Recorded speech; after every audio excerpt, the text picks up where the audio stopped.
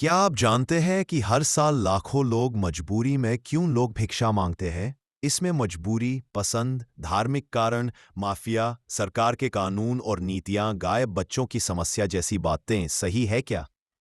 आज हम जानेंगे कि भिक्षा मांगने वालों के पीछे की हकीकत क्या है। धार्मिक कारण, रिलीजियस रीजंस। कुछ क्षेत्रों में धार्मिक परंपरा के चलते लोग भिक्षा मांगते हैं।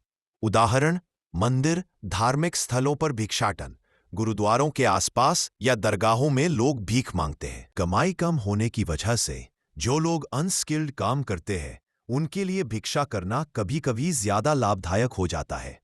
विधवा होने की वजह से सामाजिक दबाव और आर्थिक सहायता न मिलने के कारण कुछ विधवाएं भिक्षा करने पर मजबूर होती है। माफिया और संगठित भिक्षा। अनफॉर्चुनेटली भारत में लापता बच्चों के आंकड़े 2023। कुल लापता बच्चे 2023 में भारत में कुल 1,97,00,000 बच्चों के लापता होने की रिपोर्ट दर्ज की गई। लिंगवार विवरण: लड़कियां 62,954, लगभग 35, भारत में 20,380 बच्चे, लगभग 11%, ट्रांसजेंडर 24। उम्रवार विवरण 12 से 16 वर्ष, लगभग 48,500 बच्चे, 16 से 18 वर्ष, लगभग 59,800 बच्चे, 12 वर्ष से कम, लगभग 20,000 बच्चे।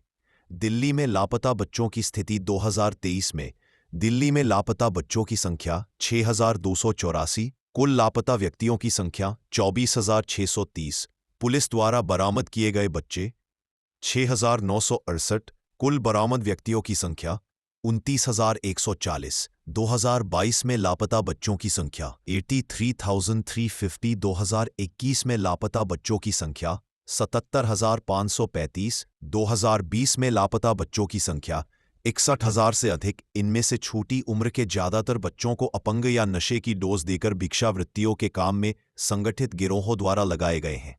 भारत में भिक्षावृत्ति के आंकड़े 2011 की जनगणना के अनुसार भारत में कुल 4,13,670 भिखारी और भटकते लोग हैं। राज्यवार वितरण: पश्चिम बंगाल 20%, उत्तर प्रदेश 16%, आंध्र प्रदेश, बिहार, राजस्थान लगभग 6 से 7%। लिंग अनुपात: राष्ट्रीय औसत 53.13% पुरुष और 46.87% महिलाएं। मुस्लिम समुदाय में 43.17% पुरुष और 56.8% महिलाएं। भारत में भिक्षावृत्ति के लिए बच्चों के अंग काटने की घटनाएं एक गंभीर और जघन्य अपराध है जो मानवाधिकारों का उल्लंघन करती है। यह अपराध न केवल बच्चों के शारीरिक और मानसिक स्वास्थ्य को प्रभावित करता है, बल्कि यह समाज की नैतिकता और कानून व्यवस्था पर भी सवाल उठाता है। सरकारी कानून और नीतियां, गवर्नमेंट लॉज एंड पॉलिसी। भारतीय दंड संहिता, ट्रैफिकिंग, शोषण, बाल श्रम, जुवेनाइल जस्टिस एक्ट, भिक्षा निषेध और बंधुआ मजदूरी कानून। भारत में भिक्षावृत्ति से संबंधित प्रमुख कानून: Bombay prevention of begging act 1959, Bombay prevention of begging act 1959। यह कानून भिक्षावृत्ति को अपराध मानता है और भिक्षाटन करने वालों को विशेष अदालतों में पेश कर उन्हें बेगर्स होम में भेजने का प्रावधान करता है। यह कानून भिक्षावृत्ति को न केवल भिक्षाटन के रूप में, बल्कि सार्वजनिक स्थानों पर वस्त्र प्रदर्शन, वस्त्र बेचने या बिना किसी स्पष्ट आजीविका के भटकने के रूप में भी परिभाषित करता है। किशोर न्याय बालकों की देखभाल और संरक्षण अधिनियम 2015, juvenile justice care and protection of children act 2015। इस अधिनियम की धारा 363 के तहत किसी बच्चे को भिक्षावृत्ति के लिए अपहरण या शारीरिक रूप से विकलांग करना अपराध है।